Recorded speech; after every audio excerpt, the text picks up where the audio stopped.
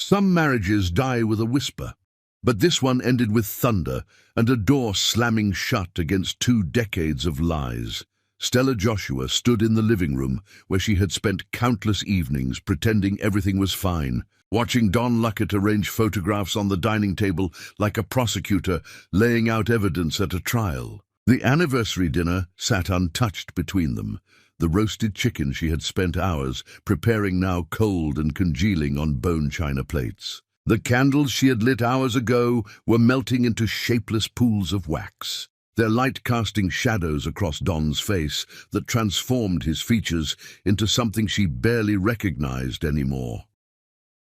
Don's hands moved methodically through their photo albums, pulling out images with deliberate violence. Their wedding day, her in white lace looking hopeful and stupidly optimistic about what their future would hold. Their honeymoon in the mountains, where he had promised her the world. Anniversary trips, where they smiled for cameras, while the distance between them grew wider with each passing year until they were strangers sharing a bed and nothing else of substance. 20 years. Don said finally, his voice low and venomous in a way that made Stella's stomach clench. 20 years I gave you, Stella. 20 years of my life watching other men become fathers, watching them share photographs of their children, watching them build legacies while I stood there making excuses for why my wife could not give me the one thing that actually matters in a marriage. Stella had heard variations of this speech so many times that she could have recited it from memory. She had spent 2 decades absorbing his blame like a sponge soaking up poison, letting it seep into her bones until she almost believed him, until she almost accepted that her body's failure to conceive was a moral failing rather than a medical condition. The fertility treatments had started hopefully and gradually became desperate. Invasive procedures left her body aching and her spirit crushed. Don had slowly transformed from supportive husband to resentful captor, his disappointment morphing into contempt so gradually that Stella could not pinpoint exactly when she stopped being his wife and became his scapegoat instead. But tonight, something felt different. Maybe it was exhaustion from years of trying and failing and being punished for both. Maybe it was the wine she had consumed while waiting for him to come home from work. Maybe it was simply that she had reached the end of whatever reservoir of patience and self-loathing had sustained her through their marriage. When Don paused in his litany of her failures, Stella heard herself speak words she had been holding back for years. "Perhaps the problem does not lie entirely with me," she said quietly, her hands gripping the edge of the table to steady herself.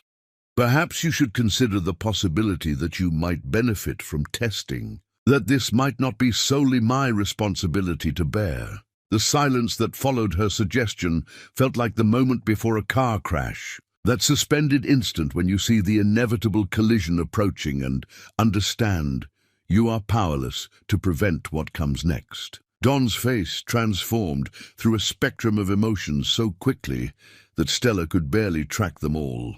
Shock gave way to disbelief.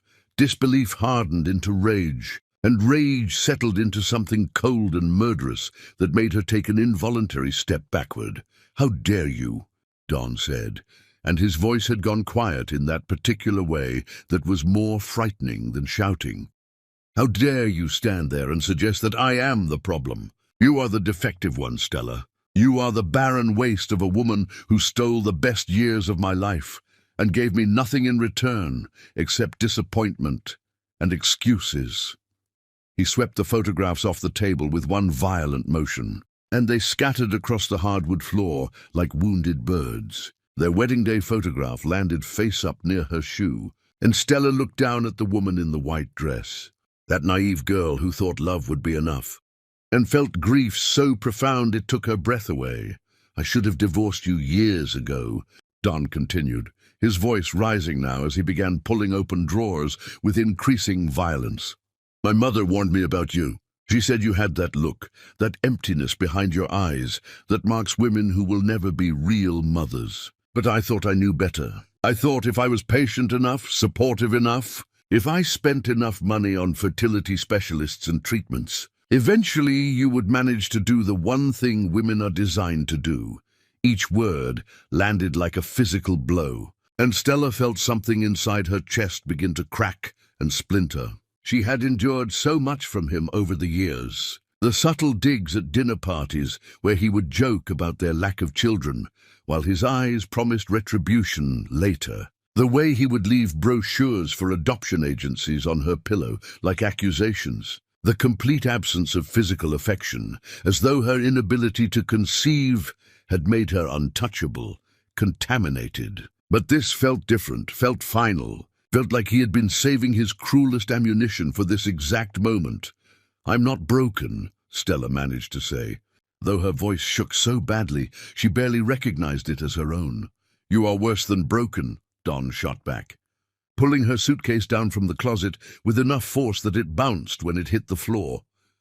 "You could be skinded to see worse," I returned. "You are useless. You are a waste of space and time and money. Do you have any idea how much I have spent trying to fix you? How many procedures, how many specialists, how many hours of my life wasted in waiting rooms while doctors tried to figure out what is wrong with your defective body?"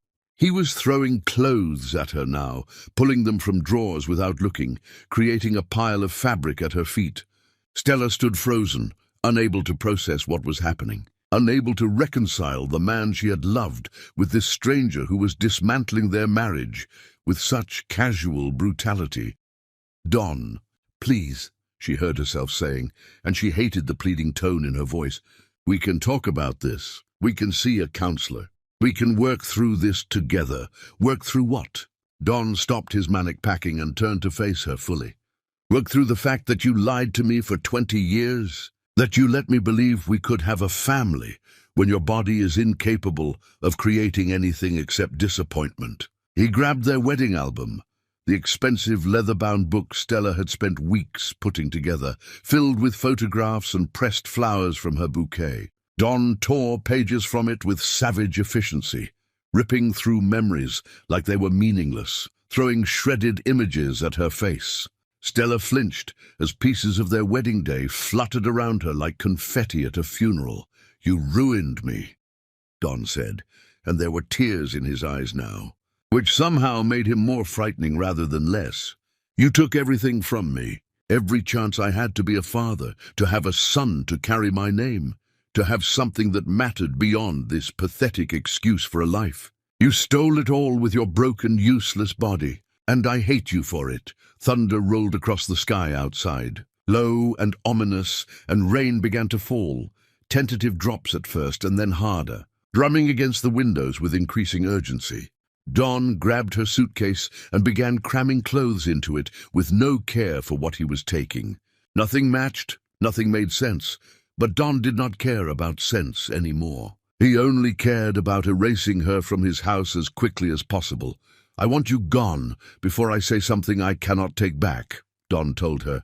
"I want you out of this house and out of my sight. I never want to see your face again. I never want to hear your voice. I want you erased from my life, like you never existed."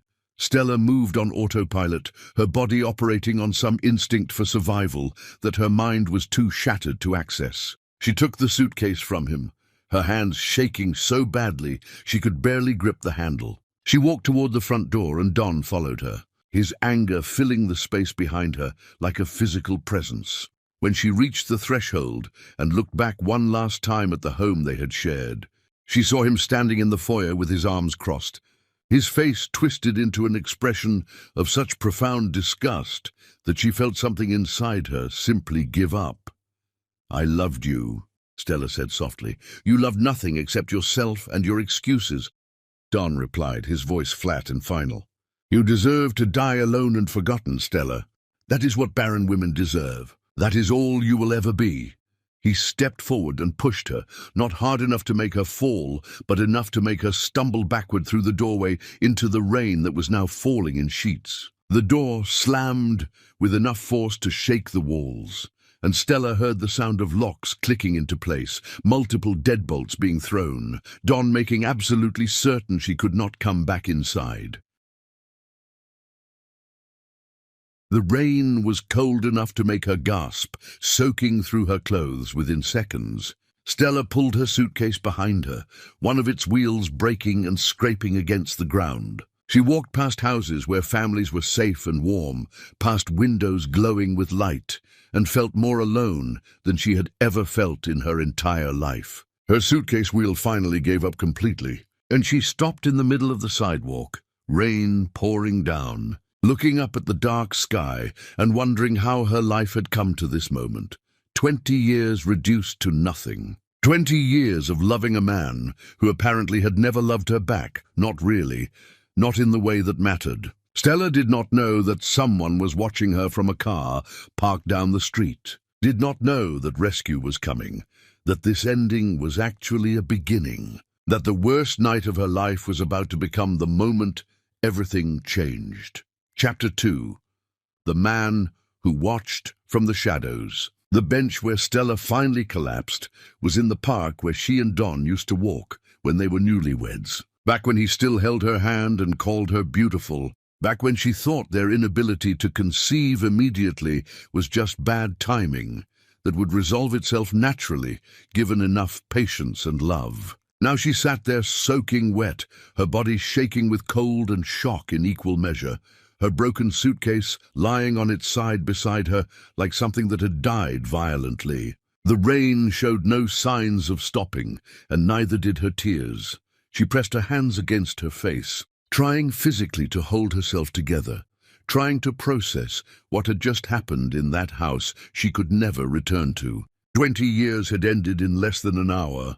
Her entire adult life had been erased by cruel words and flying photographs, and a man she had loved turning into someone she did not recognize. She thought about calling her parents, but they had never approved of her marriage, had tolerated Don at family gatherings, but never warmed to him the way she had hoped they would. She thought about calling friends, but most of their friends had been Don's friends first, women married to his colleagues, people who would undoubtedly hear his version of tonight's events and believe him, because she had spent 20 years playing the role of devoted wife so convincingly that no one would believe she had been suffering. The sound of a car door closing barely registered through her grief. Footsteps approached slowly, carefully, as though the person walking toward her was afraid of startling her, or perhaps afraid of what they might find. Then an umbrella appeared above her head, blocking out the rain that had already soaked her to the bone. Stella looked up through blurred vision and saw a face she recognized, though it took her a moment to place it through the fog of her pain and exhaustion. "Stella," Lance Cruz said softly, his voice filled with concern that sounded genuine in a way that made her want to cry harder. "What happened to you?" She stared at him, this man she had known in another lifetime, when they were both teenagers with dreams and possibilities stretched out before them like roads they could choose to travel down together. Lance had been the quiet boy who sat behind her in English class, who wrote poetry she pretended not to notice even though she had noticed everything about him, who looked at her with eyes that held feelings he never spoke aloud because he was too shy or too unsure or too convinced she would never feel the same way. She had chosen Don instead, chosen his confidence and his promises about the future they would build together, chosen wrong in ways she was only now beginning to understand. "I cannot talk about it," Stella managed to say through chattering teeth, her whole body shaking now from cold and shock and the aftermath of emotional violence that left no visible marks but had devastated her just the same. "I cannot." Lance did not push for explanations or demand details about what had reduced her to this state. He simply stood there, holding the umbrella over her, getting wet himself, because he angled it to cover her more than him, patient and present in a way that felt like kindness she did not deserve. After a long moment where Stella simply cried while he waited, Lance spoke again, his voice still gentle and careful. "You are freezing and soaking wet," he observed quietly. "You need to get warm and dry or you are going to get sick. Please let me help you. Let me take you somewhere safe. I have nowhere to go," Stella whispered, and saying it aloud made it real in a way that shattered something inside her chest that had somehow still been holding together. She had no home anymore. Don had made that brutally clear. She had no place in the world, no space that belonged to her, nowhere to exist except this bench in the rain with a broken suitcase and 2 decades of accumulated grief. Yes, you do, Lance told her with quiet certainty that somehow made her believe him despite everything. You have somewhere safe. I promise you that. Will you trust me? Just for tonight, will you let me help? Stella looked at him for a long moment, searching his face for ulterior motives or pity or anything that would make accepting his help feel like another betrayal of herself, another way of giving control to someone who might hurt her. But she saw only genuine concern and something else she could not quite name, something that looked almost like recognition, as though he had been waiting for this moment for a very long time and was relieved to finally arrive at it, even though the circumstances were terrible. She took his offered hand, and his grip was warm and steady, anchoring her to something solid when everything else felt like it was dissolving around her. When she stood on legs that shook so badly she feared they might give out completely, Lance kept holding her hand, supporting her weight, without making her feel weak for needing support. He picked up her broken suitcase with his other hand, not commenting on its condition or asking what had happened to damage it, just carrying it easily while keeping his hand supportive against her back as he guided her gently toward his car. The interior was warm and dry inside, and as soon as Stella sat down in the passenger seat, her body began shaking even harder. All the adrenaline that had been holding her together suddenly draining away and leaving her hollow and empty. Lance turned the heat up as high as it would go and drove without asking questions, without demanding explanations, letting the silence feel like kindness rather than pressure or judgment. The quiet felt like a gift after the screaming, and Stella closed her eyes and let tears continue streaming down her face, too exhausted to pretend she was okay. Too broken to care what this man from her past thought about finding her destroyed and homeless in the rain. They arrived at a building Stella recognized as one of the most exclusive addresses in the city. Glass and steel rising against the night sky, like something from a different world entirely from the one she had been living in. Lance parked in a private garage before leading her to an elevator that required a key card to operate. Moving through spaces that spoke of wealth and security, and lives lived very differently from the one she had been existing in with Don. They rode up in silence, Lance standing beside her but not crowding her, giving her space to process whatever she needed to process without making demands on her attention or energy. When the elevator doors opened directly into his penthouse, Stella stepped out into a space that took her breath away despite everything else happening. Floor-to-ceiling windows overlooked the city, lights spreading out below them like stars that had fallen to earth and gotten trapped in streets and buildings, and lives that continued oblivious to her pain. The apartment was masculine but comfortable, filled with books and art that looked carefully chosen rather than decorator-selected, furniture that invited sitting and living rather than simply looking elegant for guests who would judge the owner's taste and success. Lance guided her to a guest room without making her ask where she should go, and Stella followed on autopilot, her mind still trying to catch up to the reality of her situation. He disappeared briefly and returned carrying soft clothes and thick towels, setting them on the bed with careful precision that suggested he had thought about this moment before, had imagined what she might need if she ever came to him needing rescue. "Take a hot shower," Lance told her, his voice still gentle in that way that made something inside her chest ache, with emotions she was too exhausted to examine. "Take as long as you need. Use whatever you need. I will make tea and wait for you in the living room. There is no rush, no pressure.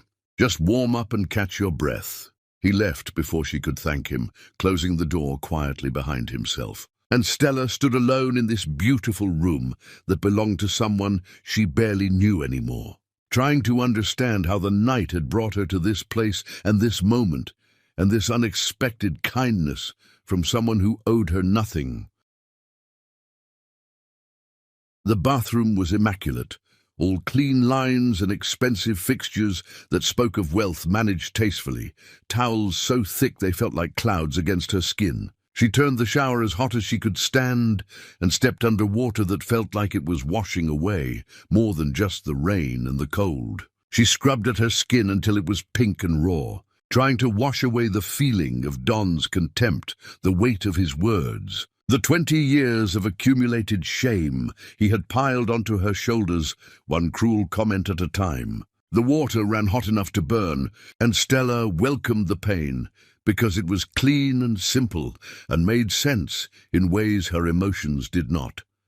She stayed under the spray until her fingers pruned and the water began running cooler, and only then did she finally turn off the faucet and step out into steam-filled air that made everything feel soft and dreamlike. The clothes Lance had left were soft cotton that smelled like lavender detergent, worn enough to be comfortable but clean and carefully folded. Clearly his own clothes rather than something purchased specifically for guests. Stella put them on and looked at herself in the mirror, barely recognizing the woman staring back at her with red, swollen eyes and wet hair hanging in tangles around. A face that looked 10 years older than it had this morning.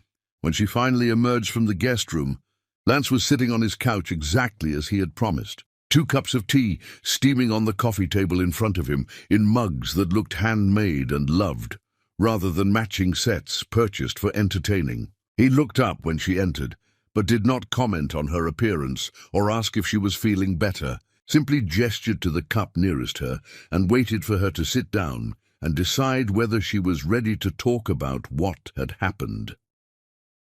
Stella took the tea gratefully, wrapping her hands around the warm ceramic and letting the heat seep into fingers that still felt frozen despite the hot shower. They sat in silence for several minutes, Lance patient and present, while Stella gathered whatever courage she needed to explain what had brought her to his doorstep, broken and homeless, on what should have been her anniversary. The story came out in broken pieces once she started talking. 20 years of accumulated pain spilling across his coffee table like beads from a broken necklace. Each memory sharp enough to cut.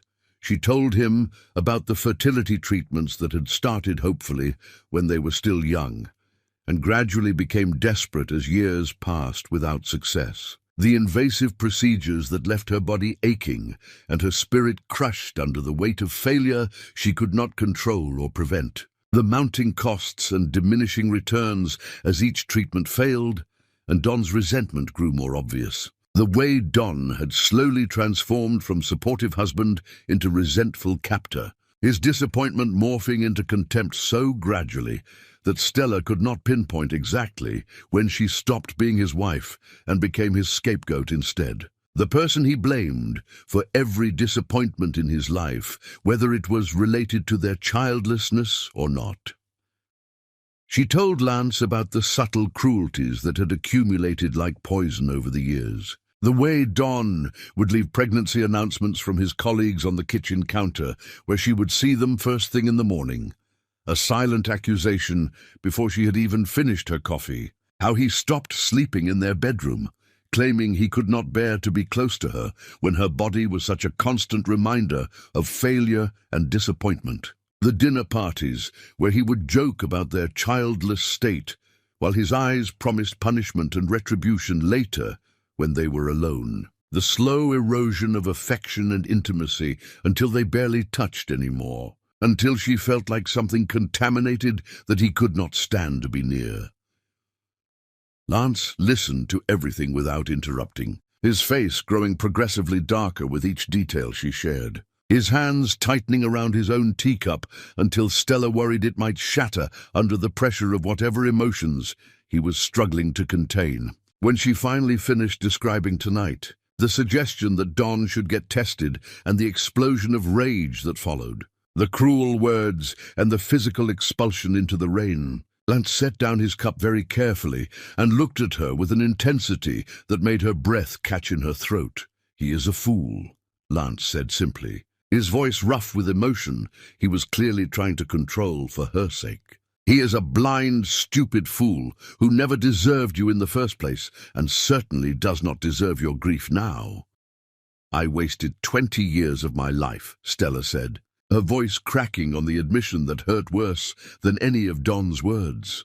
20 years are just gone, and I have nothing to show for them except failure and pain. Those years are not wasted if they taught you what you deserve and what you will never accept again, Lance replied firmly, leaning forward with conviction that felt almost fierce. You learned who you are beneath all the blame he piled on you. You learned what you can survive. That knowledge is not nothing, Stella. That is everything. She looked at him, this man who had materialized out of her past at the exact moment she needed rescue most, and felt something shift in her chest, something that was not quite hope, but was at least the absence of total despair. Lance seemed to be gathering his courage for something, his jaw working as though he was chewing on words he could not quite decide whether to speak aloud. I need to tell you something, he finally said, setting down his teacup and turning to face her fully with an expression that looked both terrified and determined.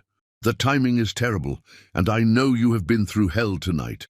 But I have carried this for too long, and I cannot keep carrying it without telling you the truth, even if the truth makes everything more complicated. Stella waited, confused and exhausted, and not entirely sure she had the emotional capacity left to process whatever revelation he was about to share. Lance took a deep breath, and when he spoke, his voice shook slightly in a way that suggested this confession was costing him something precious and irreplaceable. I have loved you since we were 17 years old, Lance told her, and the words hung in the air between them like something fragile and precious that might shatter if either of them moved too quickly. I have loved you through your entire marriage to Don.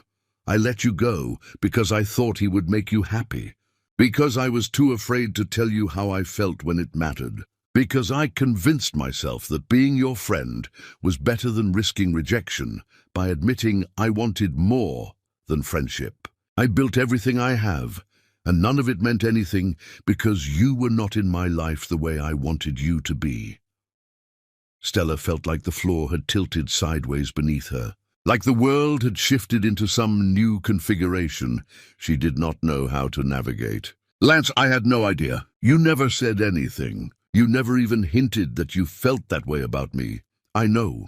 He looked down at his hands, and Stella could see regret etched into every line of his face like scars from old wounds that had never properly healed. I was a coward. I watched you choose him, watched you marry him, watched the light in your eyes dim over the years until you barely looked like yourself anymore. I saw what he was doing to you, how he was slowly destroying the extraordinary woman you were. And I did nothing except build a life that meant nothing because you were not in it. The confession settled over them like snow, beautiful and cold and transformative. And Stella did not know what to say or how to feel about this revelation that changed everything she thought she understood about her past. Chapter 3.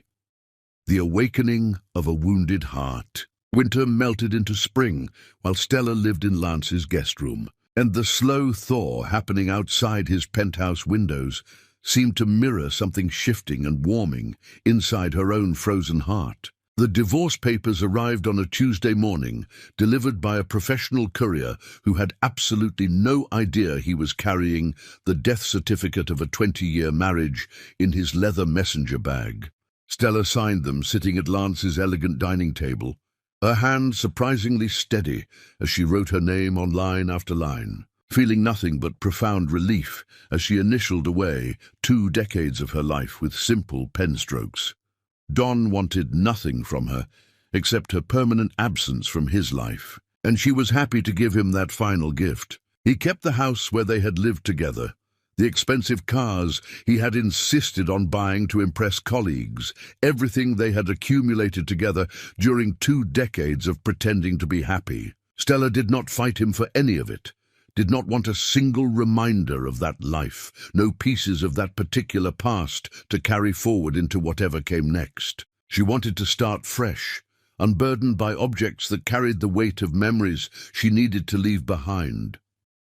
Lance never asked her about the divorce proceedings, never pressed her for details about what she was feeling as she signed away her marriage. Instead, he simply existed alongside her, a steady presence that asked for nothing and gave everything without keeping score or expecting repayment. He left for work each morning and came home each evening, and slowly, almost imperceptibly, Stella began to rejoin the world of the living rather than simply existing as a ghost, haunting his guest room. She started painting again, something she had abandoned early in her marriage when Don complained about the smell of turpentine giving him headaches and the way her art supplies cluttered his meticulously clean spaces with their creative chaos. Lance converted an entire corner of his penthouse into a proper studio for her without being asked, installing professional lighting and proper ventilation, stocking it with supplies she had not even mentioned wanting, but that appeared as though he had read her mind. She painted her grief and confusion, and slowly emerging hope onto canvas, bold strokes of color that gradually shifted from dark blues and grays to warmer tones as the weeks passed, and something inside her began to heal. They fell into comfortable routines that felt natural rather than confining. Morning coffee together before Lance left for work, sitting at his kitchen counter and talking about everything and nothing while the city woke up below them. Evenings when he came home and they cooked dinner side by side, moving around his kitchen, like they had been doing this dance for years rather than months, learning each other's rhythms and preferences without needing to discuss them explicitly. Long conversations that stretched late into the night, covering everything from childhood memories to philosophy, to dreams they had each abandoned along the way and were now reconsidering with fresh eyes. Stella began to notice things about Lance she had never seen before, details that had been invisible to her when they were teenagers, and she was too focused on Don's flashy confidence to appreciate Lance's quieter qualities. The way Lance listened, with his entire attention focused completely on her, never interrupting or redirecting the conversation to make it about himself, genuinely interested in her thoughts and feelings and experiences. The way he remembered small details she mentioned in passing and followed up on them days later, proving he had actually heard and valued what she said rather than just waiting for his turn to talk. The way he looked at her when he thought she was not watching, with an expression that made her breath catch and her heart beat faster in ways that felt both terrifying and wonderful. One evening in early spring, when the air smelled of blooming, flowers and fresh earth and new beginnings, they walked through the botanical gardens together. The sky was painted in shades of pink and gold as the sun set behind them, and Lance stopped at a wooden bench overlooking a pond filled with water lilies that floated like stars on the dark surface. When he spoke, his voice was quiet and careful, as though he was sharing something precious and fragile. "I used to come here every single week," Lance told her, staring out at the pond rather than looking at her directly. "I would buy your favorite flowers from the shop near the entrance and leave them at the gate of your old neighborhood.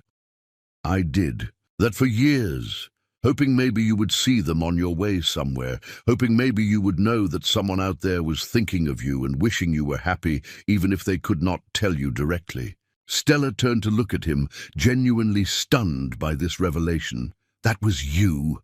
I saw those flowers sometimes when I was driving past that corner. I always wondered who was leaving them there and why they chose that particular spot. I never imagined they were meant for me.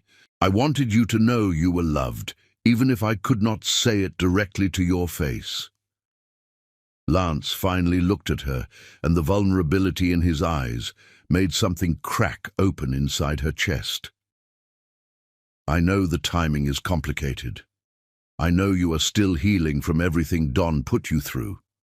But I need you to know that my feelings have not changed over all these years. If anything, living with you these past months, seeing who you really are when you are not hiding or hurting or trying to be smaller to accommodate someone else's ego, I have fallen even more in love with you than I was when we were teenagers." Her heart hammered against her ribs hard enough that she wondered if he could hear it. Stella reached out slowly and took his hand, threading her fingers through his and marveling at how perfectly they fit together. "I am falling in love with You too, she said, and speaking the words aloud made them feel real and terrifying and wonderful all at once. I think maybe I started falling the night you found me in the rain, even though I was too broken to recognize it at the time. Lance turned to face her fully, and the hope that lit up his face made him look younger and more vulnerable. You mean that? You're not just saying it because you feel grateful or obligated. I mean it with everything I have. Stella squeezed his hand tighter. You have shown me what real kindness looks like, what genuine respect feels like, what it means to be valued and cherished just for existing rather than for what you can provide or produce. I spent 20 years thinking I was not enough for Don, and you have spent these months showing me that I was always enough, that the problem was never with me, but with a man who was too broken himself to see what he had. She leaned in and kissed him then, soft and tentative at first, testing this new territory between them. When Lance responded, kissing her back with a tenderness that made tears prick behind her closed eyelids, Stella felt something fundamental shift into place inside her heart. When they finally pulled apart, both of them were breathing hard, and Lance pressed his forehead against hers in a gesture so intimate it made her chest ache. I want to give you everything Don never did, Lance whispered against her lips. I want to spend whatever time you will give me, making you happy and helping you remember who you were before he tried to destroy you. You already make me happy, Stella told him honestly, just by being exactly who you are, just by seeing me clearly and liking what you see. They walked back to his penthouse hand in hand, and everything felt different now between them, charged with possibility and promise and the thrilling terror of new beginnings. That night, Stella did not sleep in the guest room. She curled up beside Lance in his bed, her head resting on his chest where she could hear his heartbeat, and felt safe and desired, and whole in ways she had not experienced in longer than she could remember. Over the following weeks, their relationship deepened and solidified into something that felt both brand new and comfortingly familiar. Lance took her to art galleries where she rediscovered her passion for painting and began dreaming about maybe creating her own work to show someday. They went to concerts and plays, explored hidden corners of the city Stella had never seen, despite living there for decades, because Don had never been interested in those kinds of cultural experiences. Lance introduced her to his friends, who welcomed her warmly and treated her like she had always been part of their circle, never making her feel like an outsider or someone who needed to earn her place among them. Stella found herself laughing again, really laughing, from genuine joy, rather than performing polite amusement at social gatherings. She began to stand taller, to look at herself in mirrors without immediately cataloguing her flaws and inadequacies, to believe the compliments Lance gave her daily because he said them like they were simple facts, rather than flattery designed to manipulate. The woman she was becoming felt like someone she had lost long ago and was now reclaiming piece by piece. One evening, Lance took her to an expensive restaurant overlooking the harbor, where boats moved across the water like white birds against the darkening sky. The sunset painted everything in shades of fire and gold, and the whole scene felt almost too beautiful to be real. Over dessert that neither of them was really eating because they were too focused on each other, Lance reached across the white tablecloth and took both of her hands in his. "Marry me," he said simply, with no elaborate speech or grand gesture beyond the raw honesty in his voice.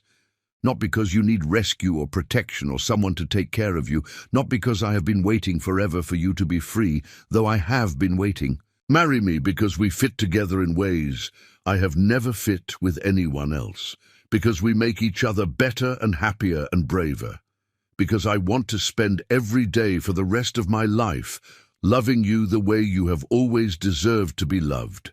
Stella felt tears spill down her cheeks, but they were happy tears this time, tears of joy and relief and overwhelming gratitude that she had somehow found her way to this moment with this man. "Yes," she said, her voice shaking with emotion. Yes, I will marry you. Yes to everything. Lance pulled a ring from his pocket, a simple, elegant band with a single, perfect stone that caught the candlelight and threw rainbows across the white tablecloth. He slipped it onto her finger, and it fit perfectly, like everything in her life had been leading to this moment, even when she thought she was hopelessly lost. They married 3 weeks later in a small ceremony with just a handful of close friends as witnesses. Stella wore a simple white dress that made her feel beautiful rather than like she was wearing a costume. And Lance cried openly when he saw her walking toward him down the short aisle. Their vows promised partnership and equality, respect and tenderness, a life built on honesty and mutual support rather than obligation and resentment. Their wedding night was everything her first wedding night with Don had not been. Lance worshipped every part of her body, told her she was beautiful in ways that made her believe it, moved with her like they were dancing to music only they could hear. Afterward, they lay tangled together in the darkness, and Lance traced idle patterns on her bare shoulder while she rested her head over his heart and listened to its steady beating. "I love you," Lance whispered into her hair. "I will spend the rest of my life showing you how much." She fell asleep in his arms, feeling safe and cherished, not knowing that this night had created something miraculous, that new life was already beginning to form inside her body, that everything Don had insisted was impossible was about to be proven spectacularly wrong in the most beautiful way imaginable. Chapter 4. The Secret Growing Inside. Summer arrived with long golden days and warm breezes that smelled of flowers blooming in window boxes throughout the city. And Stella's new life with Lance felt like a dream she was constantly afraid of waking from. Their marriage settled into comfortable rhythms that felt both exciting and peaceful at the same time. Lance treated her as an equal partner in absolutely everything, asking her opinion on important decisions and actually listening to her answers, valuing her input and celebrating her successes as enthusiastically as his own achievements. She began working alongside him in his various ventures, discovering to her surprise that she had natural talent for understanding patterns and predicting how different strategies might play out. Lance never patronized her or talked down to her expertise, never made her feel like she was there because of their marriage rather than her own abilities and intelligence.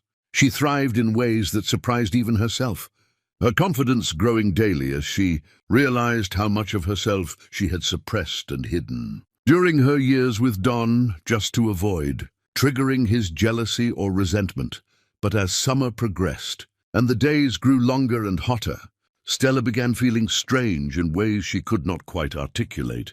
Exhaustion crept over her despite getting plenty of sleep each night. Food she normally loved suddenly made her nauseous, and smells that had never bothered her before sent her rushing to the bathroom. Her body felt different in ways she could not quite pin down, tender and sensitive, and somehow not quite her own anymore. Lance noticed immediately because he paid attention to every detail of her well-being. "You need to see a doctor," he told her one morning when she had rushed to the bathroom for the 3rd time before he even left for work. "Something is not right, and I am worried about you." "It is probably just stress," Stella protested weakly, though even she did not quite believe her own explanation. "Or maybe I ate something that disagreed with me." "It will pass, please," Lance said, his face creased with genuine worry that made her chest ache. "For me, if not for yourself.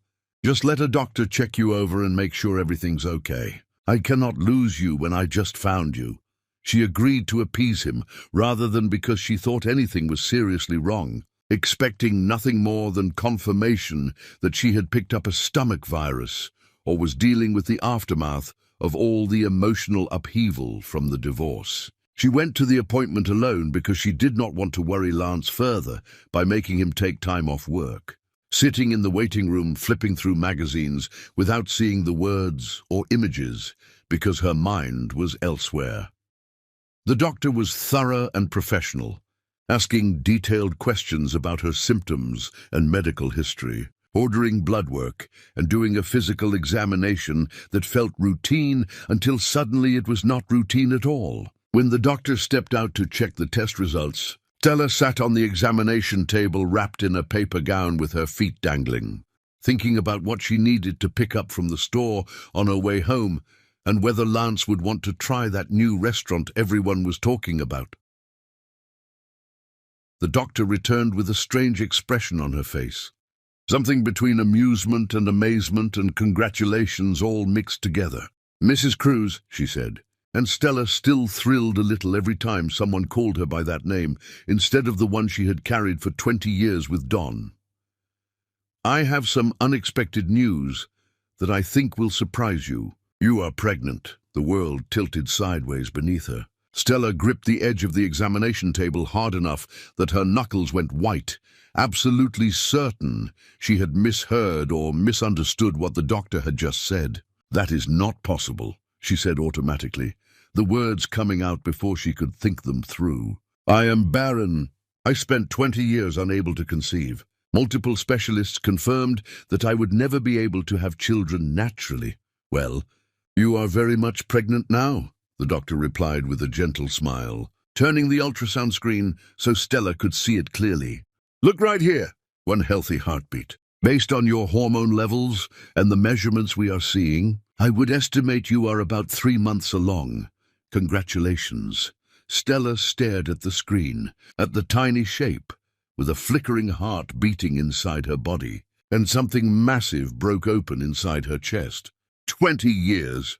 20 years of blame and shame, and invasive treatments, and Don's constant accusations that she was defective and broken, and less than a real woman because her body could not give him what he wanted. 20 years of believing him, of hating herself, of thinking something fundamental was wrong with her. And now, barely more than a year after leaving him, her body was creating life with an ease that felt like vindication and grief tangled together so thoroughly she could not separate them. "Are you absolutely certain?" Stella heard herself asking, her voice coming from very far away. "There is no possibility of a mistake." "Absolutely certain," the doctor confirmed, her smile widening. "The blood test is definitive, and we can see clear evidence on the ultrasound. You are going to be a mother, Mrs. Cruz.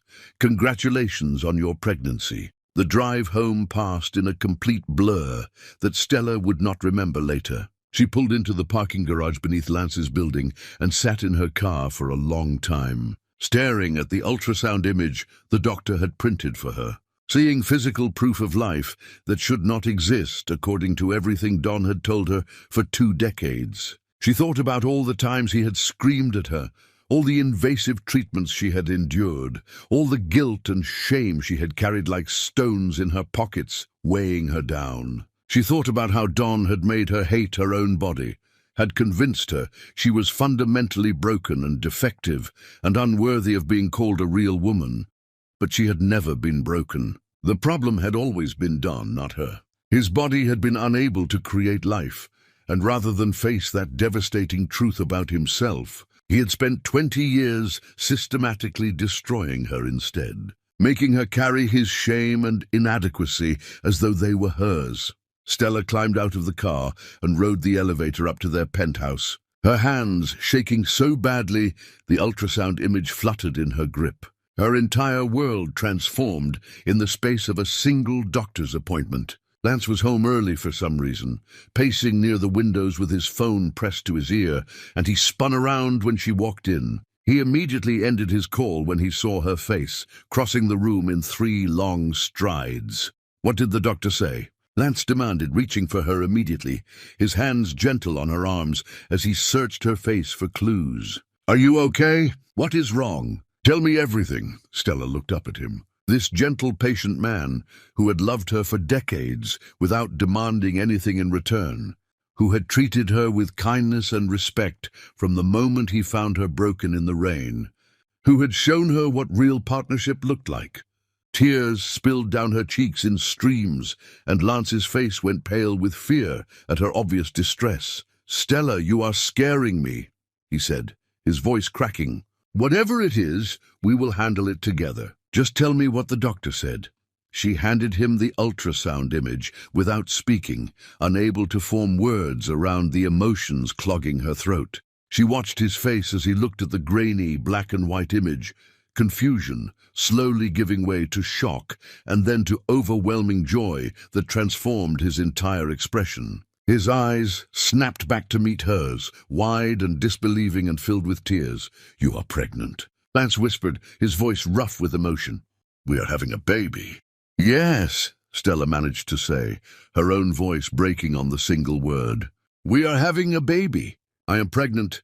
Lance made a sound that was half laugh and half sob, dropping to his knees in front of her and pressing his face against her still flat stomach, his arms wrapping around her waist as his entire body shook with the force of his crying. She had never seen him cry before, and watching him break down with pure happiness made her own tears fall harder. "I love you," Lance said against her stomach, his voice muffled but intense. "I love both of you so much. I love you so much, I cannot even find words for how much." He stood up and kissed her face, her cheeks, her forehead, her lips, tasting the salt of their mixed tears. And when they finally pulled apart, they were both grinning through their crying, like people who had been given an impossible gift they never expected to receive. "Don said I was barren," Stella said, and speaking the words aloud felt like casting off a curse that had been weighing her down for 2 decades. "He spent 20 years telling me my body was defective and broken and incapable of creating life."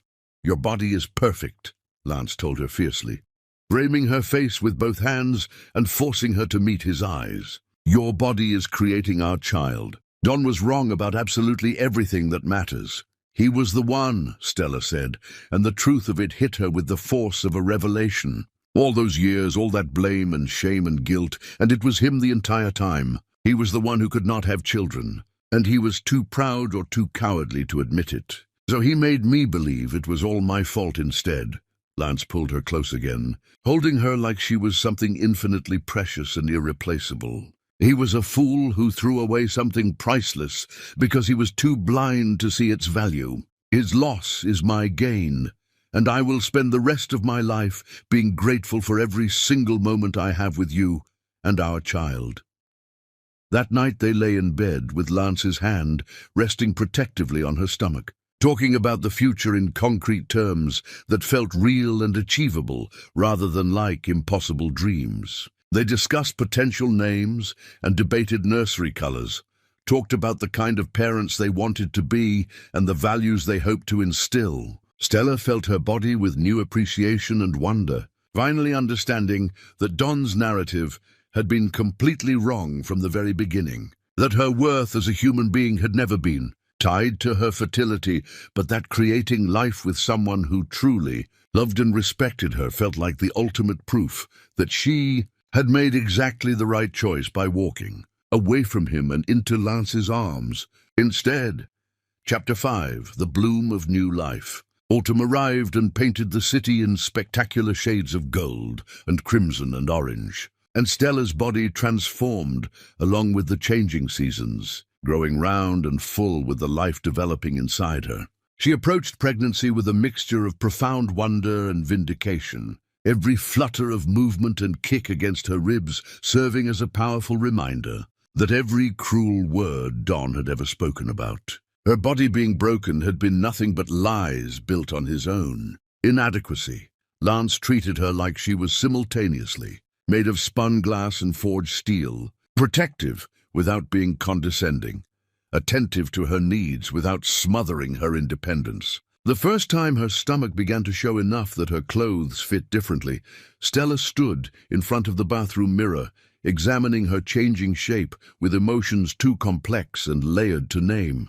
Lance came up behind her silently, wrapping his arms gently around her expanding waist and resting his chin on her shoulder so they could both look at their reflection together. "You are the most beautiful thing I have ever seen in my entire life," Lance told her, his voice thick with emotion. "I look like I swallowed a basketball whole," Stella replied. But she was smiling despite the self-deprecating words. "You look like the absolute miracle you are." Lance turned her gently to face him, his hands resting protectively on her rounded belly. "This baby is so incredibly lucky to have you as a mother. I'm so lucky to have you as my wife and the mother of my child."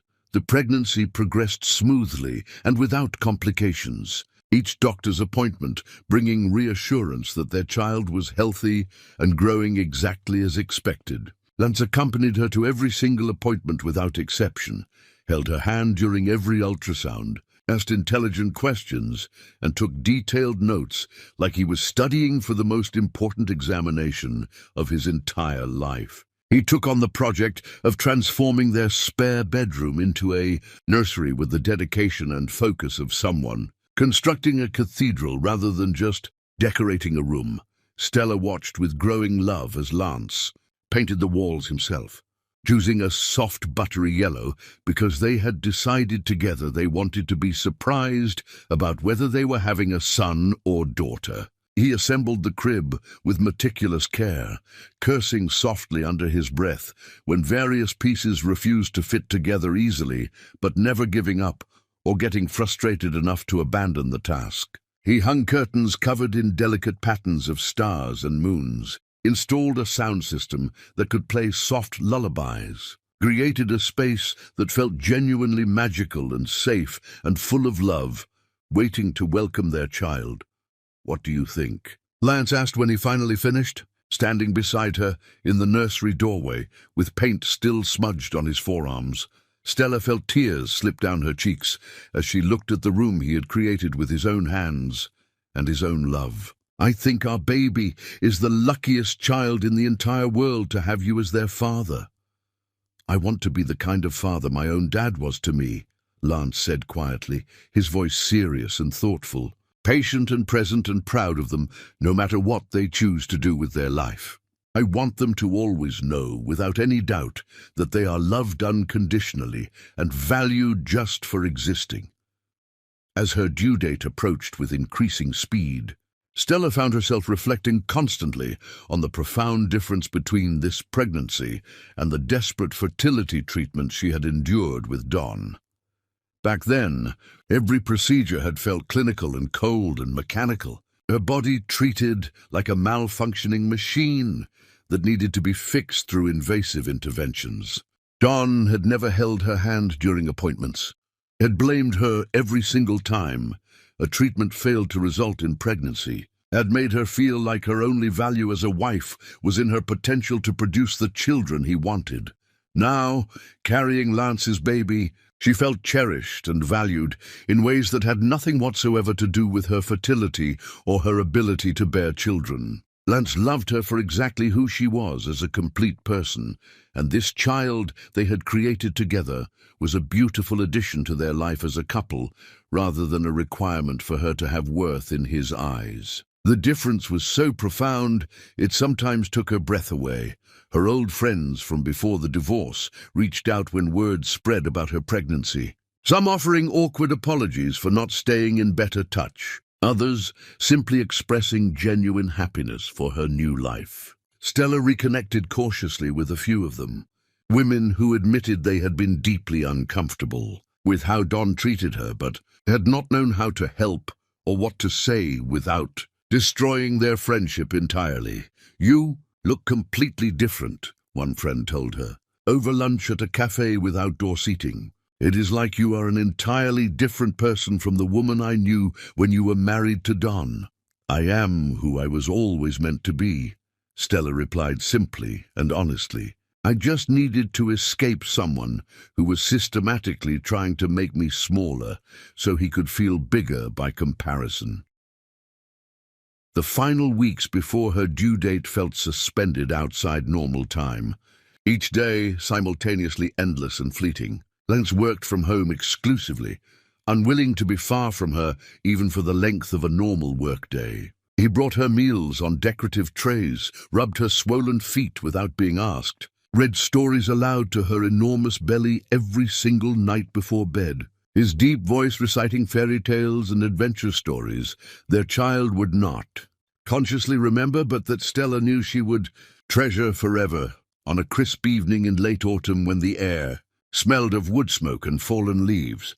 Stella stood alone in the completed nursery, with her hands resting on her enormous belly, feeling her baby moving inside her with strong, insistent kicks and pushes. She thought about Don, about the decades of cruelty he had inflicted, about all the years she had believed his lies about her body being fundamentally defective. She thought about standing in the rain with her broken suitcase, absolutely certain her life was effectively over. "You saved me," she whispered to the baby inside her body. "By existing, by being possible when he swore you could never exist, you saved me from believing I was broken. Your father saved me too, by showing me what real love actually looks like. I promise you will always know you are wanted and valued and loved unconditionally. I promise you will never doubt your worth or your place in this world. I promise to be the kind of mother who protects you from people who try to make you feel small or inadequate." Lance appeared in the doorway behind her, watching her with soft, loving eyes. "Talking to them again?" "Making promises," Stella corrected gently. "Very big, important promises. You will keep every single one of those promises," Lance said with absolute confidence that made her heart swell. "You are going to be the most extraordinary mother." Labor began 2 days later with the sunrise, starting gently before intensifying into powerful waves that took her breath away. Lance never left her side through the long, exhausting hours that followed, wiping her face tenderly with cool, damp cloths, breathing with her through each contraction, telling her over and over how strong she was, how proud he was, how much he loved her, and how grateful he was that she was bringing their child into the world. When their baby finally arrived, after what felt like an eternity, screaming a powerful announcement of arrival into the world, both Stella and Lance cried at the sight of that perfect tiny face. A son. They had a beautiful, healthy son. Stella looked at her child, cradled carefully in Lance's trembling arms, at the expression of terrified tenderness and overwhelming love on her husband's face, and felt something settle deep in her soul with a sense of rightness and completion. This was what family was supposed to feel like. This was what real love was supposed to look like. This was absolutely everything Don had denied her through his lies and his pride and his cruel inability to admit his own inadequacy. She had thought she was barren for 20 years, but the truth was she had only been planted in completely wrong soil. Now finally, she was blooming in exactly the right place with exactly the right person. Chapter 6. The Shopping Mall Explosion. The baby was nearly a year old when Stella finally felt confident and brave enough to venture out alone with him for more than just quick errands. And even then, she questioned her decision as she wrestled the stroller out of her car in the parking garage. Her son babbled contentedly in his seat, chewing enthusiastically on his favorite rubber toy. Absolutely perfect in every possible way. Healthy and happy, and exactly the child she had dreamed of having during those long, painful years with Don. The upscale shopping mall was advertising a major sale on children's clothing, and Stella had decided somewhat impulsively to treat herself to an hour of simple normalcy, browsing cute, tiny outfits without Lance hovering protectively nearby. She loved her husband with everything she had, but his tendency to anticipate her every need before she could even express it sometimes felt slightly overwhelming. Today, she wanted to do something ordinary and independent. Just herself and her baby enjoying a normal afternoon out in the world. The boutique she entered specialized in ridiculously expensive tiny outfits that Stella normally would have dismissed as wasteful extravagance. But motherhood had awakened something indulgent in her that enjoyed imagining her son wearing adorable clothes. She picked up a miniature sweater covered in carefully embroidered ducks, imagining how cute he would look wearing it, when the unmistakable feeling of being intensely watched made all the hair on the back of her neck stand up in primitive warning. She turned slowly, already knowing with absolute certainty what she would find before her eyes confirmed it. Don Luckett stood completely frozen near the boutique entrance, his face drained of all color. His eyes locked on the stroller with an expression that cycled rapidly through shock and disbelief, and something that looked almost like physical pain. He looked absolutely terrible. His expensive suit hanging loosely on a frame that had clearly lost significant weight, his face haggard and lined with new creases carved deep into skin that used to be smooth with arrogant confidence. For a long, suspended moment, neither of them moved at all. The boutique continued its normal operations around them, other shoppers browsing racks and chatting with salespeople, completely oblivious to the intense drama unfolding in their midst. Then Don moved suddenly, closing the distance between them with jerky, awkward steps, and Stella instinctively placed herself as a physical barrier between him and the stroller holding her son.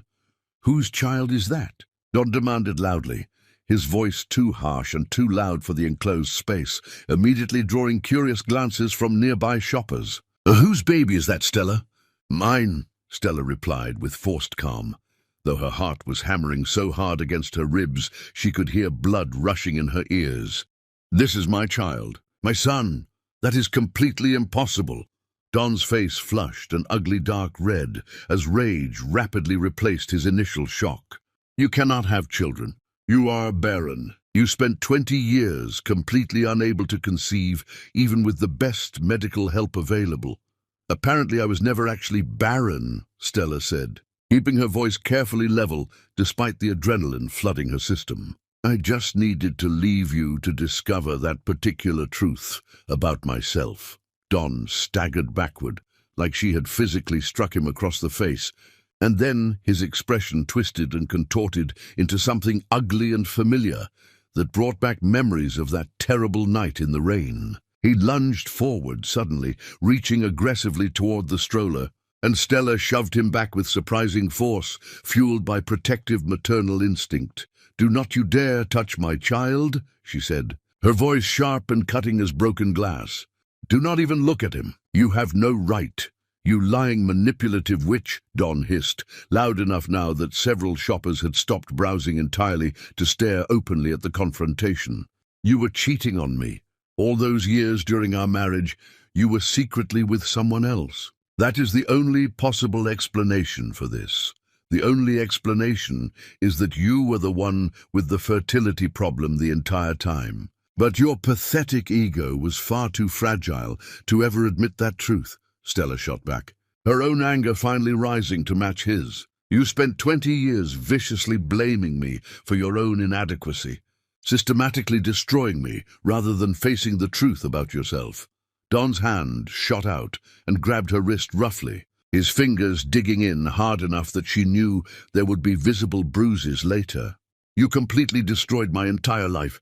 You deliberately wasted my time. You owe me something for what you did to me." "I owe you absolutely nothing except my complete and total contempt."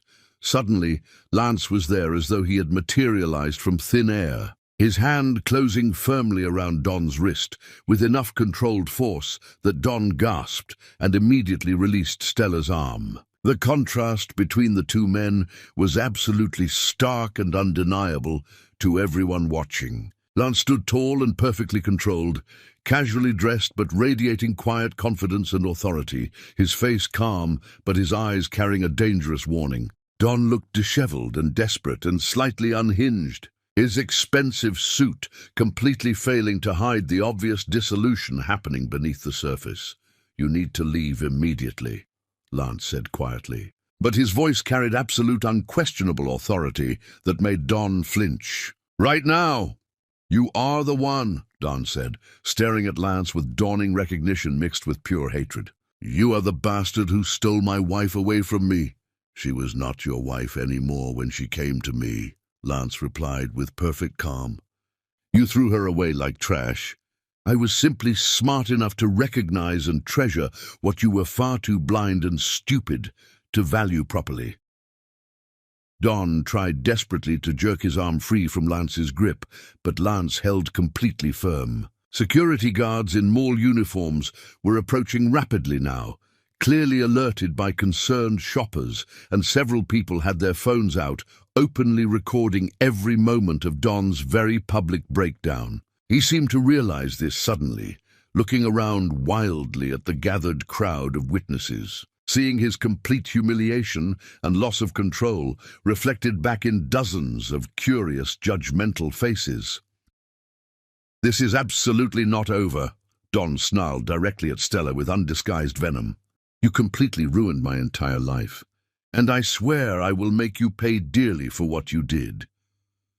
My real life only started the day your pathetic life ended," Stella told him coldly, meeting his eyes without fear. "I am happy now in ways you will never understand, because you are fundamentally incapable of loving anyone except yourself. This child is living, breathing proof that I was never the problem in our marriage. You are. You always will be nothing but the problem." Security reached them then, politely but very firmly asking Don to leave the premises immediately or face arrest for disturbing the peace. He shook off their restraining hands and Lance's grip simultaneously, stumbling backward awkwardly, his face twisted with rage and humiliation and something that looked almost like tears threatening to spill over. "I gave you absolutely everything I had," Don shouted as security began physically escorting him toward the exit. 20 years. Everything. "You gave me nothing whatsoever except pain and cruelty," Stella called after him with finality. "And I survived it all. I survived you, and I built something genuinely beautiful from the ashes of what you tried so hard to destroy." Don screamed her name one final time before security pulled him firmly through the entrance and out of sight. The gathered crowd slowly dispersed back to their shopping, people returning to their normal activities with sideways glances and excited whispered conversations about what they had just witnessed. Stella stood there shaking with leftover adrenaline, and Lance wrapped his arms carefully around her shoulders. "I am so sorry," he murmured gently against her hair. "I am so sorry you had to see him and deal with that. Do not apologize for anything." Stella pulled back just enough to look up into his concerned face. "I am not sorry at all." I looked directly at him, and I felt absolutely nothing. No fear, no guilt, no lingering pain. Just profound relief that I escaped when I did, and genuine pity for how incredibly small and miserable his life has clearly become. She looked down at her son, who had somehow slept peacefully through the entire confrontation, blissfully unaware that his mere existence had just completely destroyed his mother's ex-husband's last desperate illusion about their failed marriage. "Let us go home." Now she said firmly to Lance, "I do not want to be here anymore." They left the boutique together as a family, and Stella did not look back even once, did not spare a single additional thought for the broken man who had tried so hard to break her and ultimately failed. She had won, not by deliberately trying to defeat him, but simply by surviving him and building a life so genuinely beautiful and full of love that his cruelty could not possibly touch it anymore. Chapter 7. The war begins. The video footage from the shopping mall confrontation spread across social media platforms like wildfire catching dry timber. Someone in the crowd identified Don Luckett by his full name within just a few hours of the video being posted, and suddenly his entire sordid history was being publicly dissected in comment sections and discussion forums across the internet. Women who had known him professionally came forward voluntarily with their own stories of his casual arrogance and condescension toward anyone he perceived as beneath him. Former colleagues eagerly shared uncomfortable anecdotes about his treatment of female employees and his general reputation for being difficult and unpleasant. The narrative that emerged from all these separate accounts was thoroughly damning and painted a picture of sustained cruelty. Don's immediate response was to hire an expensive team of lawyers and essentially declare all-out war. The thick legal papers arrived at Stella's home on a Thursday afternoon via professional courier. Heavy envelopes absolutely stuffed full of accusations and outrageous demands that made her hands shake with rage as she read through them page by page. He claimed outright fraud in multiple sections, insisted she had deliberately and maliciously hidden her actual fertility throughout their entire marriage to waste his time and ruin his chances at fatherhood, demanded substantial financial compensation for what he characterized as 20 years of marriage, built entirely on false pretenses and deliberate deception. His lawyers had drafted the documents with cold clinical precision, systematically turning their entire shared history into an itemized list of grievances where he positioned himself as the innocent victim and painted her as the calculating villain. Stella sat at her elegant dining table reading through the legal papers while her son napped peacefully in his nursery, and rage built inside her like a storm, gathering devastating strength. She had genuinely thought that seeing him at the mall would finally be the end of their terrible story, that he would at last understand she had completely moved on with her life and would leave her alone to live in peace. Instead, he was desperately trying to drag her back into his personal nightmare, attempting to punish her for having the audacity to be happy and successful without him in her life. Lance found her there almost an hour later, the legal papers scattered haphazardly across the polished table surface, her face set in hard, unforgiving lines. He read through the accusations quickly, his expression growing progressively darker and more dangerous with each page he turned. And when he finally finished reading, he pulled out his phone immediately and made a call. "I need the absolute best family law attorney in this entire city," Lance told whoever answered on the other end with quiet intensity. "Money is completely no object whatsoever. I need someone who utterly destroys people exactly like this for breakfast and does not lose cases."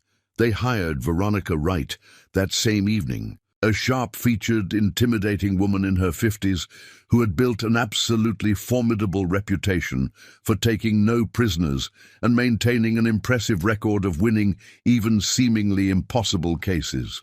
She came directly to their penthouse to review the case, and her expression as she read through Don's lawsuit radiated cold-controlled fury on Stella's behalf. "This is complete garbage from a legal perspective," Veronica said with brutal honesty. "It has absolutely zero merit whatsoever. But that does not mean it cannot cause you significant stress and cost you considerable time and money fighting it. He knows that perfectly well. He is absolutely counting on it to hurt you. So what exactly do we do?" Stella asked, feeling exhausted already. "We systematically destroy him," Veronica replied, with a smile that was absolutely predatory. "We file comprehensive counterclaims for severe emotional distress and sustained harassment. We subpoena his complete medical records and definitively prove he was the one with fertility issues the entire time. We depose absolutely everyone who personally witnessed his abusive treatment of you during your marriage. We make him deeply regret ever thinking he could successfully intimidate you. The brutal legal battle that followed played out publicly and lasted for many agonizing months. Don doubled down aggressively on every single accusation, despite his lawyers privately advising him the case was completely unwinnable. Hiring an expensive publicist specifically to spin the story favorably in his direction, giving calculated interviews to sympathetic reporters, where he painted himself as the innocent, wronged party who had been cruelly deceived and betrayed. But the truth has a persistent way of emerging, despite even the most determined efforts to suppress it. Stella's legal team systematically tracked down their old fertility specialist, who readily confirmed under oath that Stella's medical tests had consistently shown completely normal results throughout all their treatments. They uncovered damning emails Don had sent to various colleagues over the years, complaining bitterly about his wife's supposed inability to give him children. Messages absolutely filled with cruel speculation about her worth as a woman and a wife. His few remaining business partners saw the mounting evidence of his behavior and the increasingly negative public sentiment and quietly distanced themselves from any association with him. Important deals fell through unexpectedly. Investors pulled their funding abruptly. The financial empire Don had built so Carefully through aggressive networking and absolutely ruthless tactics began, crumbling rapidly as influential people realized they desperately did not want to be publicly associated with a man who had treated his own wife with such documented, casual cruelty for 2 decades. Don became increasingly visibly unhinged as his carefully constructed world fell completely apart around him. He violated the restraining order multiple times with seemingly no concern for consequences, showing up outside their building at odd hours of the night, attempting to follow Stella's car when she drove their son to various activities, always staying just barely far enough away to claim pure coincidence if directly questioned by authorities. Lance hired professional bodyguards immediately, and their previously open home became something resembling a fortress, with security cameras monitoring every entrance and sophisticated alarm systems turning their sanctuary into something that felt uncomfortably like a prison. Stella began receiving dozens of forwarded messages from concerned mutual acquaintances, texts and emails where Don alternated wildly between threatening her safety and pathetically begging her to meet with him privately, claiming desperately that he just wanted to talk and explain himself. She systematically blocked every number and email address as they appeared, but he seemed to have infinite capacity for finding new ways to reach out to her, his desperation becoming more evident and disturbing with each increasingly unhinged message. His mother reached out, directly with an apology that felt genuine and heartfelt, but ultimately inadequate for the scope of damage her son had caused. She admitted with obvious shame that she had deliberately ignored clear signs of her son's cruelty for years, because she wanted desperately to believe the best of him, despite mounting evidence to the contrary. Stella thanked her politely, but firmly declined any further contact, completely unwilling to maintain even the most tenuous connection to Don's family after everything that had happened. The lawsuit itself dragged on seemingly forever, each scheduled court date bringing fresh humiliations for Don, as evidence of his sustained abusive behavior piled up impressively high. Veronica methodically tore through his flimsy claims with surgical precision, presenting testimony from doctors and former friends and documentary evidence that painted an absolutely undeniable picture of a man who had systematically, psychologically tortured his wife for 2 full decades rather than face his own inadequacy and failure. Don began showing up uninvited at charity events and gallery openings he knew Stella would be attending. Lance's security team always intercepted him before he could get anywhere close to her, but his persistent presence cast a heavy shadow over what should have been pleasant social evenings. Stella gradually learned to scan crowded rooms automatically for his face, to strategically position herself with clear exits always in view, to carry the psychological weight of his obsessive fixation like a stone in her pocket she could never quite put down. "I absolutely hate that he is still affecting our lives like this," Stella confessed to Lance one night after yet another event had been interrupted by Don's unwelcome appearance. "I hate that he still has this power over our peace of mind." "He only has whatever power you choose to give him," Lance replied gently but firmly, "and his power is diminishing noticeably every single day. Look at him honestly, Stella. Really look at what he has become. He has lost absolutely everything that ever mattered to him. His money, his reputation, his standing in the community he valued so highly. He is actively destroying himself, and you are simply living your best life." The judge finally ruled on the frivolous lawsuit with brutal finality, dismissing absolutely every claim Don had made and ordering him to pay Stella's substantial legal fees, along with significant additional damages for harassment and emotional distress. The restraining order was extended considerably and strengthened with serious criminal penalties, any violation now carrying the immediate threat of arrest and real jail time. Don attended that final hearing looking like an actual ghost of his former self, and when the judge read the ruling aloud, he made a sound that might have been a sob or might have been a laugh. Stella watched him from across the courtroom and felt absolutely nothing. No triumph, no satisfaction, no pity. Just bone-deep exhaustion and a desperate desire for this nightmare chapter to finally close permanently.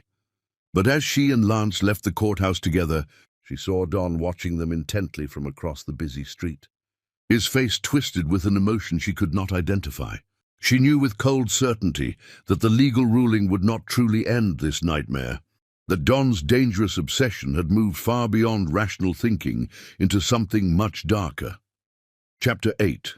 The Desperate Acts of a Broken Man. The long months following the devastating court ruling transformed Don from a vaguely threatening presence into something simultaneously more pitiful and infinitely more dangerous. His once thriving business filed for bankruptcy in proceedings that made the financial news section, with reporters eagerly detailing the spectacular collapse of what had recently been a successful enterprise. The large house he had shared with Stella went into foreclosure proceedings, professionally photographed, for real estate listings that emphasized its impressive size and elegant details without mentioning the misery and cruelty that had lived within those expensive walls. Don moved into a small, cramped apartment in a neighborhood far removed from his former affluent lifestyle, and the stark contrast between what he had been and what he had become was dramatic enough to generate its own gossipy stories in social circles that trafficked heavily in Schadenfreude. But losing everything material did not humble him or bring any clarity to his distorted thinking. Instead, it seemed to crystallize and intensify his obsession, stripping away all the distractions until nothing remained except his desperate fixation on Stella and his firm conviction that she somehow owed him something for the years he had given her. He began violating the strengthened restraining order with increasing frequency and decreasing subtlety, seemingly unconcerned about consequences. Lance's professional security team meticulously documented every single incident. Every time Don appeared outside their building or followed Stella's car or showed up at locations he could not possibly have known she would be unless he was actively tracking her movements somehow. Veronica filed motion after motion with the court, and judges issued warnings that grew progressively more stern. But Don seemed to have moved completely beyond caring about legal consequences. Stella received concerning reports from her employer that Don had called their offices multiple times, claiming to be a worried family member with urgent information about her background and character. Her boss, who knew the complete story and genuinely valued Stella's excellent work, called her directly to inform her of the harassment attempts and assure her that her position was completely secure and that they were documenting everything for potential legal action. Don's physical appearance deteriorated in ways that should have generated concern, but mostly just generated discomfort in people who encountered him. He stopped maintaining his personal grooming, showing up at public places with obviously uncombed hair and clothes that looked like he had slept in them for days. He lost so much weight that his face looked gaunt and haunted, his eyes developing a wild look that made people instinctively uncomfortable, an intensity that suggested something fundamental had broken inside him that would never be properly repaired.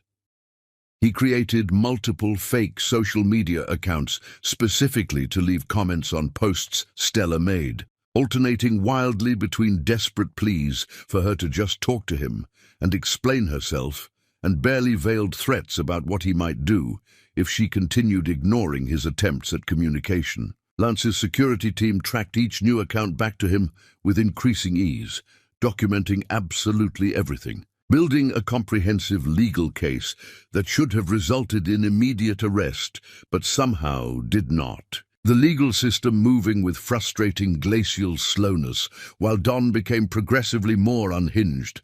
His family made one final desperate attempt to intervene and help him, his elderly mother and father showing up at his depressing apartment to try to talk some sense into him before it was too late. According to his mother's later testimony to Lance's security team, Don had been ranting incoherently about Stella stealing his entire life, about needing to make her truly understand what she had done to him, about how everything would somehow be fine once she finally agreed to hear him out properly. They left genuinely shaken and frightened enough to contact Lance directly, warning him explicitly that their son might be planning something dangerous. Stella's parents received disturbing calls from Don as well, elaborate attempts to convince them that Lance was somehow controlling or manipulating their daughter against her will, that Stella was in real danger and desperately needed their intervention to save her. Her parents, who had personally watched Stella bloom beautifully in her new life, and who remembered clearly how diminished and unhappy she had been throughout her marriage to Don, called her immediately to report the contact and express their serious concerns about his deteriorating mental state. The breaking point finally came when Veronica convinced Stella to meet with Don one single time, in a carefully controlled environment with lawyers present as witnesses, to make absolutely crystal clear that no future contact whatsoever would be tolerated, and that the next violation would result in immediate arrest without exception. Stella initially resisted the idea strenuously, but Veronica argued persuasively that giving him this one final conversation might provide the closure he claimed to desperately need, might convince him that pursuing her further was completely pointless.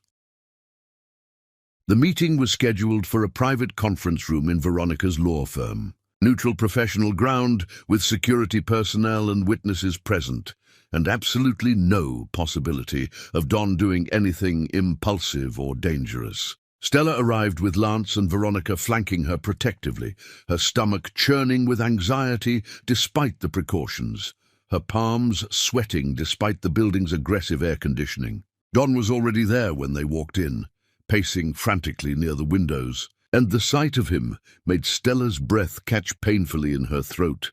He looked utterly destroyed, his expensive suit hanging on him like he had borrowed it from someone considerably larger.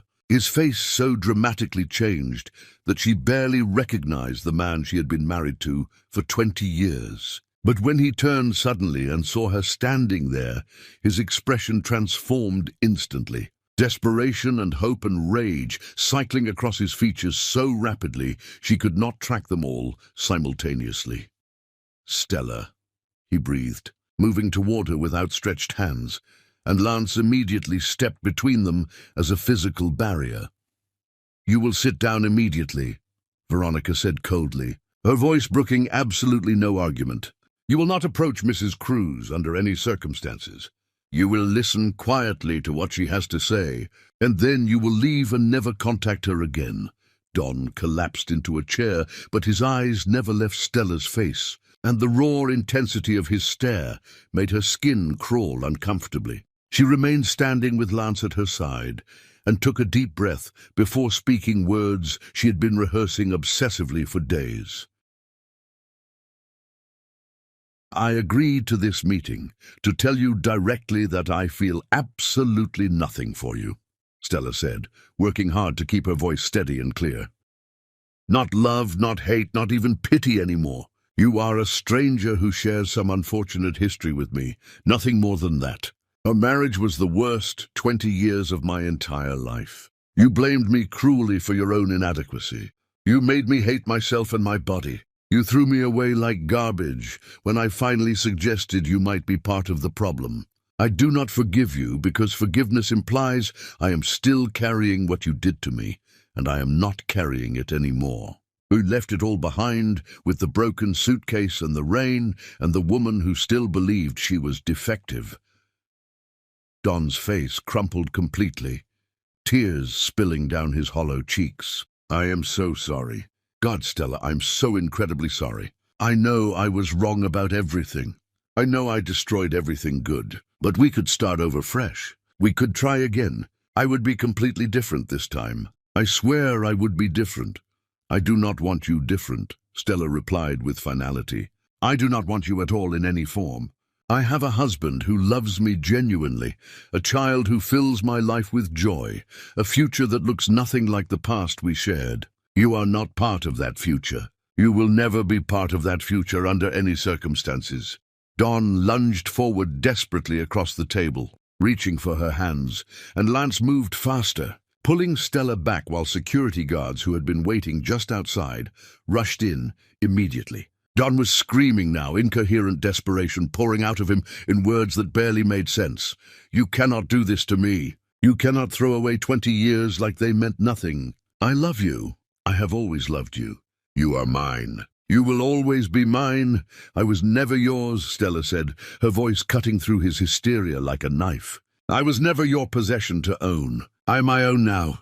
I belong to myself. And the only thing you own anymore is the consequences of your own sustained cruelty. Security was restraining Don forcibly now, holding him back as he thrashed and shouted, and Stella turned away completely, done with this conversation and this man and this entire horrible chapter of her life.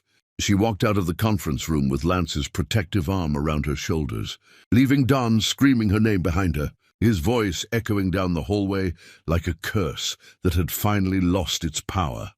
They arrested him that night for violating the restraining order and for assault. The attempted grab across the table enough to justify serious charges. He spent 2 days in jail before making bail, and when he was released, everyone desperately hoped the reality of his situation had finally penetrated his obsession.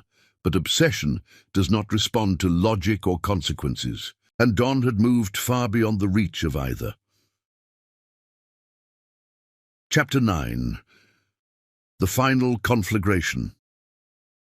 Spring arrived again with blooming flowers and warming temperatures, and with it came fragile hope that maybe Don had finally exhausted himself completely, that the arrest and court-ordered psychiatric evaluation had imposed some necessary reality on his increasingly delusional thinking. Stella began to breathe just slightly easier, began to cautiously imagine a future where she did not automatically flinch at unexpected sounds or scan every crowded room for his face. Her son was walking confidently now, delighting her endlessly with his wobbly determination and complete obliviousness to the adult drama his existence had caused.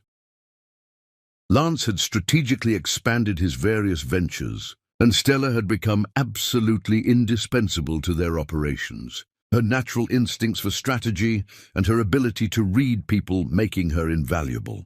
They worked together beautifully, partners in every sense, finishing each other's sentences and building something solid and profitable and ethical. Their life together felt like the calm that follows a terrible storm. And Stella dared to believe the worst was finally behind them permanently.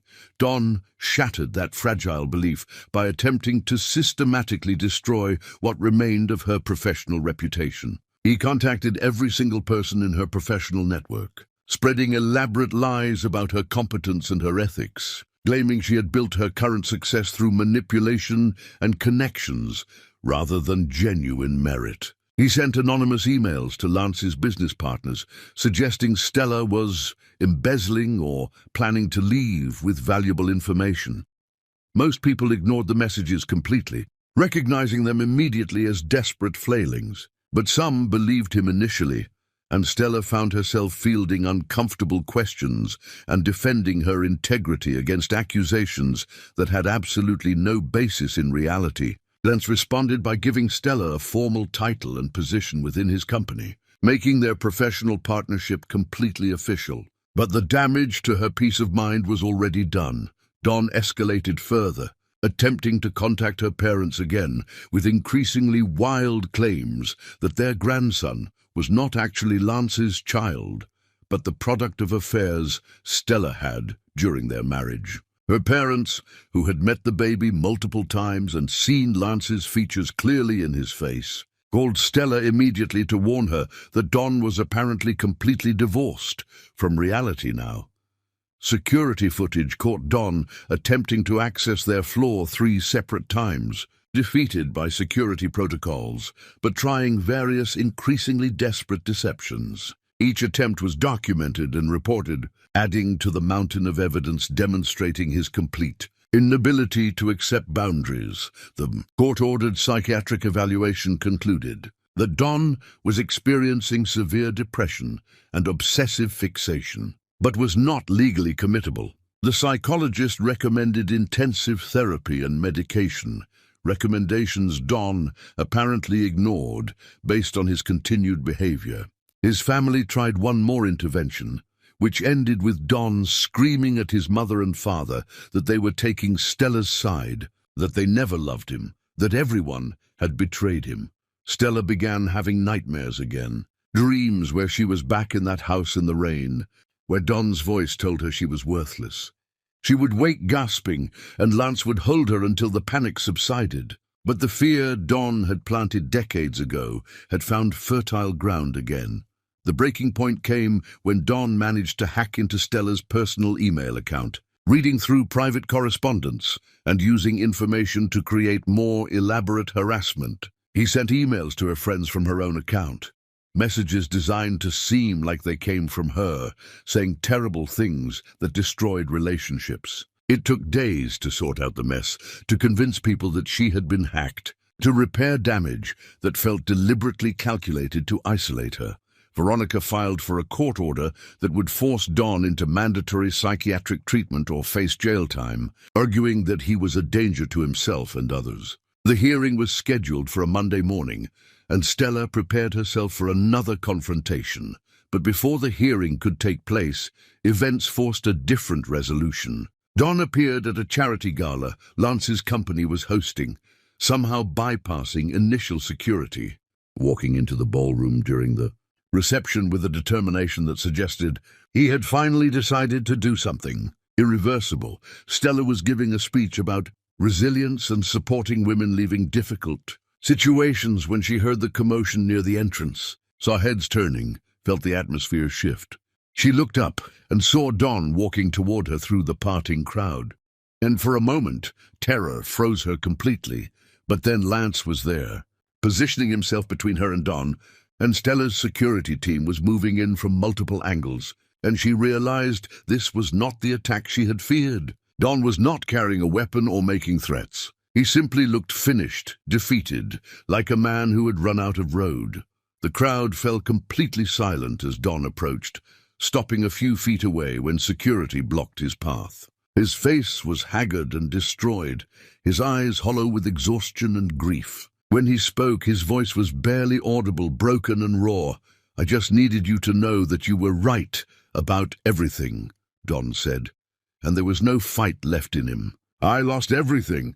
My business, my home, my family, my friends, my reputation. Everything I thought mattered is gone. And it is all my fault." Stella stood frozen, aware of hundreds of eyes watching, phones recording, this moment being witnessed by everyone who mattered. Don continued speaking, his words spilling out like he had been holding them back too long. "The fertility problem was mine. I knew it deep down. The doctors hinted at it, suggested I get tested, but I could not face it. My pride was more important than your happiness. I spent 20 years destroying you because I could not admit my own failure."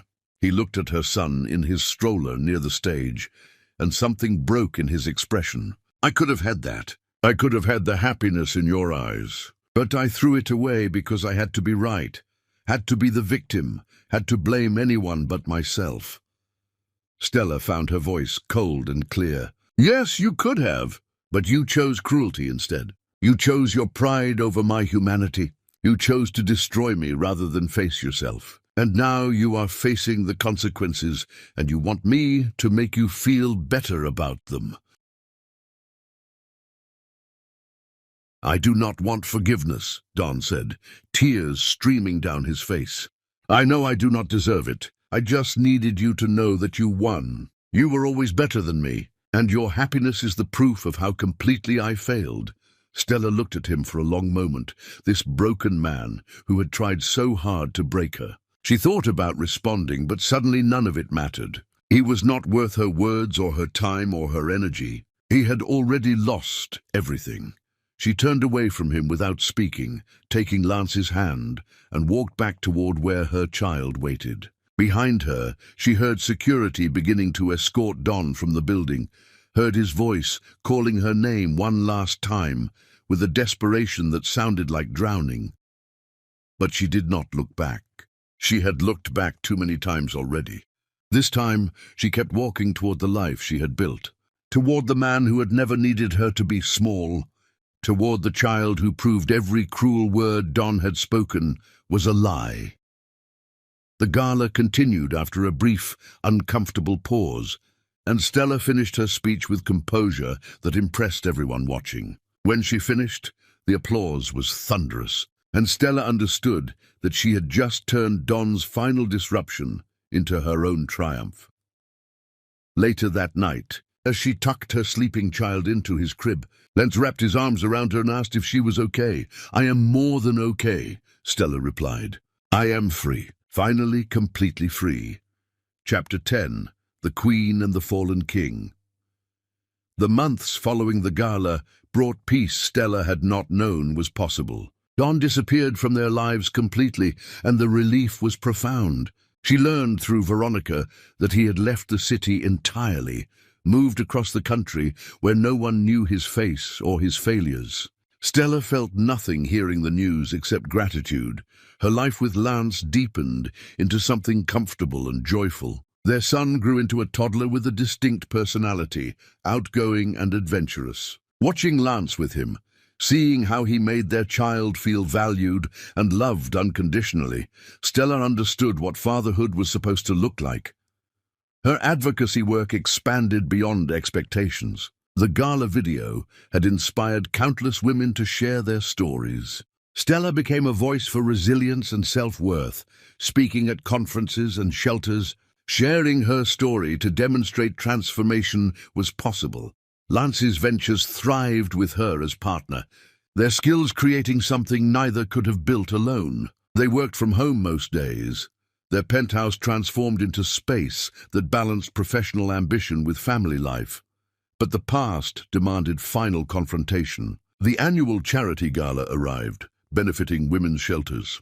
Stella stood in front of her mirror, adjusting her gown, deep blue that made her feel powerful, while Lance waited. The gala was magnificent, the ballroom filled with influential people. Stella gave a speech about courage and rebirth that brought many to tears and opened wallets.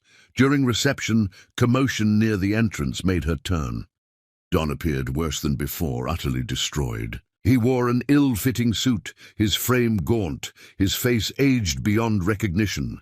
Security moved to intercept, but Don held up his hands in surrender. The ballroom fell silent as he walked towards Stella and Lance.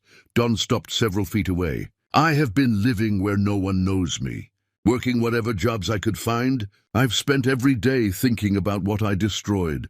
I did not ask for your suffering," Stella replied calmly. "I only asked to be left alone. I needed to see one last time what I lost." He looked at Lance and their son. "He is beautiful. You all are, and I hate myself for not seeing your value.